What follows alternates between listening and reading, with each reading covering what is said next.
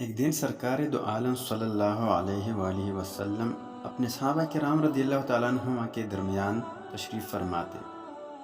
ایک یتیم جوان شکایت لیے حاضر خدمت ہوا، کہنے لگا، یا رسول اللہ صلی اللہ علیہ وسلم، میں اپنی کھجوروں کے باغ کے ارد گرد دیوار تعمیر کرا رہا تھا کہ میرے ہمسائے کی کھجور کا ایک درخت دیوار کے درمیان میں آ گیا۔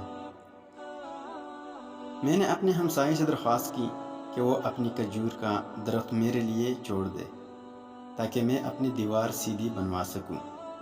اس نے دینے سے انکار کیا تو میں نے اس کھجور کے درخت کو خریدنے کی پیشکش کر ڈالی۔ میرے ہمسائے نے مجھے کھجور کا درخت بیچنے سے بھی انکار کر دیا ہے۔ سرکار صلی اللہ علیہ وسلم نے اس نوجوان کے ہمسائے کو بلا بھیجا۔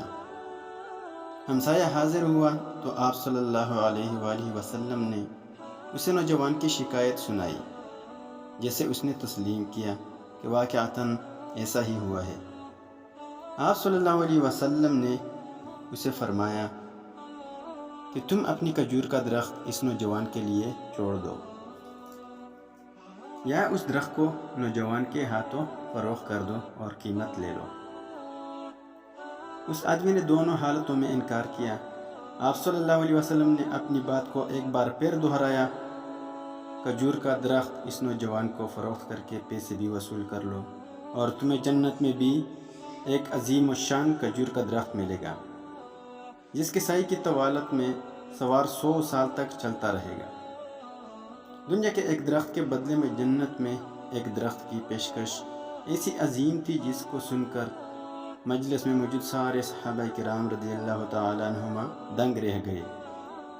سب یہی سوچ رہے تھے کہ ایسا شخص جو جنت میں ایسے عظیم الشان درخت کا مالک ہو، کیسے جنت سے محروم ہو کر دوزخ میں جائے گا۔ مگر وائے قسمت کی، دنیاوی مال و متاع کی لالچ اور طمع آڑے آ گئی اور اس شخص نے اپنے کھجور کا درخت بیچنے سے انکار کر دیا۔ مجلس میں موجود ایک صحابی ابا دحداح آگے بڑھے اور حضور اکرم صلی اللہ علیہ وسلم سے عرض کی، یا رسول اللہ صلی اللہ علیہ وآلہ وسلم، اگر میں کسی طرح وہ درخت خرید کر اس نوجوان کو دے دوں تو کیا مجھے جنت کا وہ درخت ملے گا؟ آپ صلی اللہ علیہ وسلم نے جواب دیا، ہاں تمہیں وہ درخت ملے گا۔ ابا دحداح اس آدمی کی طرف پلٹے اور اس سے پوچھا، میرے کھجوروں کے باغ کو جانتے ہو؟ اس آدمی نے فوراً جواب دیا، جی کیوں نہیں، مدینے کا کون سا ایسا شخص ہے جو ابا دحداح کے 600 کھجوروں کے باغ کو نہ جانتا ہو؟ ایسا باغ جس کے اندر ہی ایک محل تعمیر کیا گیا ہے، باغ میں میٹھے پانی کا ایک کنواں اور باغ کے ارد گرد تعمیر خوبصورت اور نمایاں دیوار دور سے ہی نظر آتی ہے۔ مدینے کے سارے تاجر تیرے باغ کی اعلیٰ اقسام کی کھجوروں کو کھانے اور خریدنے کے انتظار میں رہتے ہیں۔ ابا دحداح نے اس شخص کی بات کو مکمل ہونے پر کہا، تو پھر کیا تم اپنے اس کھجور کے ایک درخت کو میرے سارے باغ، محل، کنویں اور اس خوبصورت دیوار کے بدلے میں فروخت کرتے ہو؟ اس شخص نے غیر یقینی سے سرکار دو عالم صلی اللہ علیہ وسلم کی طرف دیکھا کہ کیا عقل مانتی ہے کہ ایک کھجور کے بدلے میں اس ابا دحداح کے کچھ 600 کھجوروں کے باغ کا قبضہ بھی مل پائے گا کہ نہیں؟ معاملہ تو ہر لحاظ سے فائدہ مند نظر آ رہا تھا۔ حضور پاک صلی اللہ علیہ وسلم اور مجلس میں موجود صحابہ کرام رضی اللہ تعالیٰ عنہما نے گواہی دی اور معاملہ طے پا گیا۔ ابا دحداح نے خوشی سے حضور اکرم صلی اللہ علیہ وسلم کو دیکھا اور سوال کیا، یا رسول اللہ صلی اللہ علیہ وآلہ وسلم، جنت میں میرا ایک کھجور کا درخت پکا ہو گیا کہ نہیں؟ آپ صلی اللہ علیہ وسلم نے فرمایا، ابا دحداح، سرکار صلی اللہ علیہ وسلم کے جواب کے سے حیرت زدہ ہوئے۔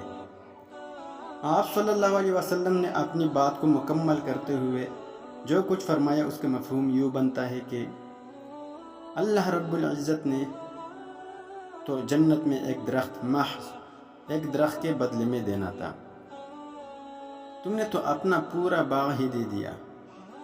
اللہ رب العزت جود و کرم میں بے مثال ہے۔ انہوں نے تجھے جنت میں کھجوروں کے اتنے باغات عطا کیے ہیں کثرت کی بنا پر جن کے درختوں کی گنتی بھی نہیں کی جا سکتی۔ اب دحداح میں تجھے پل سے لدے ہوئے ان درختوں کی کس قدر تعریف بیان کروں۔ آپ صلی اللہ علیہ وسلم اپنی اس بات کو اس قدر دہراتے رہے کہ محفل میں موجود ہر شخص یہ حسرت کرنے لگا کہ ایک کاش وہ ابو دحداح ہوتا۔ ابو دحداح وہاں سے اٹھ کر جب اپنے گھر کو لوٹے تو خوشی کو چھپا نہ پا رہے تھے۔ گھر کے باہر سے ہی اپنی بیوی کو آواز دی کہ میں نے 4 دیواری سمیت یہ باغ، محل اور کنواں بیچ دیا ہے۔ بیوی اپنے خاوند کی کاروباری خوبیوں اور صلاحیتوں کو اچھی طرح جانتی تھی۔ اس نے اپنے خاوند سے پوچھا، ابو دحداح کتنے میں بیچا ہے یہ سب کچھ؟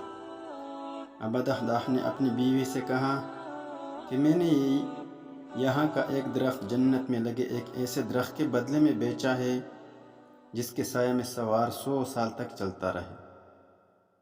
ابو دحداح کی بیوی نے خوشی سے چلاتے ہوئے کہا، ابو دحداح تو نے منافع کا سودا کیا ہے، ابو دحداح تو نے منافع کا سودا کیا ہے۔ دنیا کی قربانی کے بدلے میں آخرت کی بلائی، یا دنیا میں اٹھائی گئی تھوڑی سی مشقت کے بدلے میں آخرت کی راحت۔